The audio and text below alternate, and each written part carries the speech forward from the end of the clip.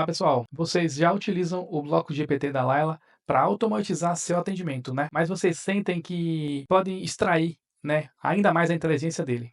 Então, eu sou o Vinícius e nesse vídeo vamos mergulhar em dicas essenciais para a construção de prompts eficazes, transformando suas automações em verdadeiras conversas inteligentes. Então, a gente tem esse início aqui desse fluxozinho aqui. Vou tentar dar algumas dicas para vocês aqui de construção, algumas dicas que sirvam, né, para a maioria dos prompts. Vocês podem estar adaptando para a maioria dos prompts, até para iniciar alguns prompts, e acredito que vai servir para a maioria de vocês. No final, eu vou também dar um exemplo de uma criação aqui, para não ficar só na teoria. O prompt de comando, basicamente, é a instrução, né, que você dá para a inteligência artificial. A qualidade do seu prompt, ele define também a qualidade da resposta. Ou seja, né, um prompt bem elaborado, ele é a chave para a IA entender exatamente o que você quer que ela faça e entregue resultados ali úteis para o seu fluxo, certo? Acho que a primeira dica, e é a mais importante, que vocês sejam claros e específicos, né? Evitem ambiguidades. Por exemplo, se você quer um endereço, peça o endereço completo. Se você quer uma resposta precisa, tipo sim ou não, instrua a IA a responder apenas sim ou não. Vocês precisam lembrar que a IA ela segue instruções literais. Ela sempre vai seguir instruções literais. Infelizmente, ainda elas não vão ler os pensamentos dos nossos leads. Mas quem sabe no futuro. Outra coisa importante, eu acho que eu tenho até aqui anotado, é que eu defini o formato da saída. Por que que é importante definir o formato da saída, né? Isso é uma dica crucial, definir esse formato da saída, porque o GPT, ele precisa que você instrua ele, né, ele precisa saber a estrutura que você espera da resposta. Então, você quer uma lista, você quer um parágrafo, né, você quer apenas um nome, você quer um número, você precisa falar para ele, você precisa instruir o formato, né, e isso ajuda a IA a entregar o dado pronto para uso nos seus, né, nos blocos seguintes ali, tá? Algumas pessoas usam ali aqueles bloquinhos de condição, né? Às vezes não funciona muito bem. Uma coisa muito importante, né, em questão aqui da falha, dessa falha aí, para garantir que o fluxo, né, ele seja mais robusto, né, sempre instrua o que fazer em caso de falha ou ausência, por exemplo, né? Aí como tem aqui, eu botei aqui, né, esse exemplo. Se não encontrar o nome, né, ou nome ou número, retorne a palavra vazio. Ou outro exemplo, né, se não houver interesse claro, retorne a palavra nulo. Fica bem específico para quando você for utilizar isso e pegar em outra, for utilizar, por exemplo, num bloco de condição, não acabar ficando sem resposta, porque às vezes você define ali duas variáveis e não tem uma terceira que pode ser essa falha, né? E aí, dando essa falha, você vai entender o que pode ter acontecido. E aí você vai acabar melhorando, né?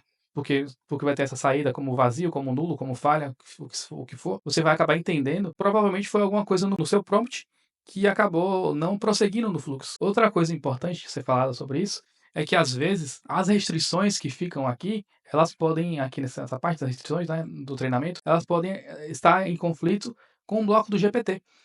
Então é bom dar uma conferida, pode ser até na base de informações também, eles podem estar em conflito, às vezes você fala para ele nunca fazer isso aqui na base de treinamento, e no GPT ele está falando, você está pedindo para ele fazer exatamente o que você pediu para não fazer aqui.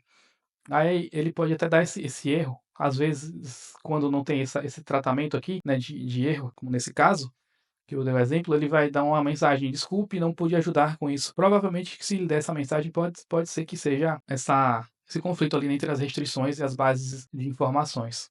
Tá? Uma outra dica importante seria o exemplo, né, de aprendizados por exemplos dentro do GPT. Dentro do bloquinho do GPT e não lá na base de informações. Para, por exemplo, tarefas mais complexas ou mais técnicas, essa dica ela é muito poderosa porque você pode usar os exemplos para mostrar ao GPT como você espera a resposta. Aí é bom sempre dar ali 1, 2, 3 exemplos dentro do próprio prompt para ele entender o que você espera. Por exemplo, aqui você pode instruir ele para falar: se o cliente disser preciso de suporte, retorne suporte técnico.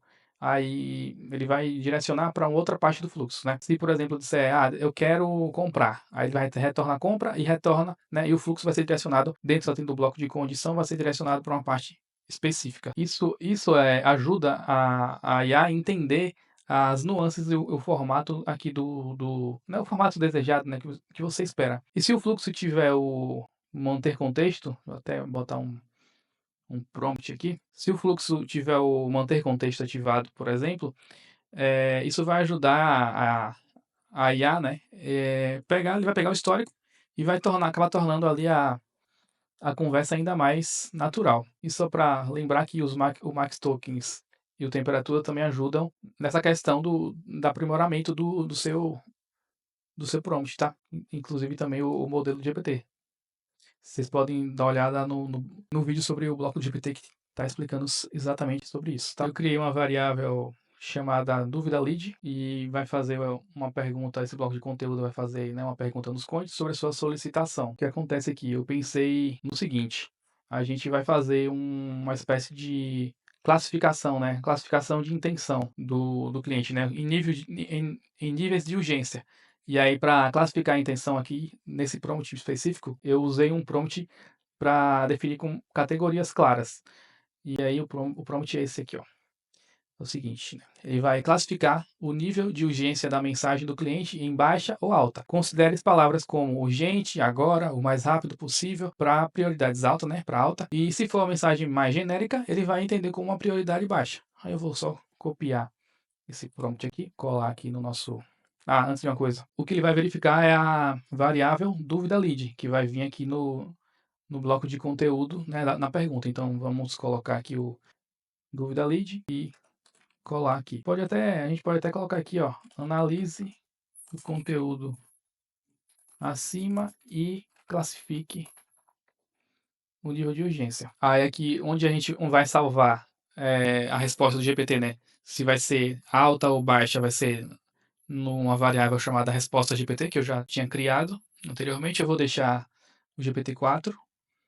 Também não vou mudar nem os tokens. Vou deixar manter contexto desligado e vou salvar. Não preciso de mais nada aqui não, né? Salvar os dados. Uma coisa importante quando a gente está testando os blocos do GPT, nossos prompts, na verdade, é testar para ver se a resposta que vai vir é o que a gente realmente espera. Para isso, eu vou adicionar aqui um bloco de conteúdo só para a gente saber qual vai ser a resposta do prompt, tá? Aí eu vou adicionar um texto aqui para ele pegar só a resposta GPT e aí eu vou dar início nesse prompt aqui só para a gente ver qual que vai ser a resposta dele, para a gente entender se vai funcionar como a gente espera. Se não funcionar, aí a gente vai e melhora. Da palavra prompt para iniciar o fluxo, tá? Ele vai mandar outra mensagem. O que a gente pode fazer aqui?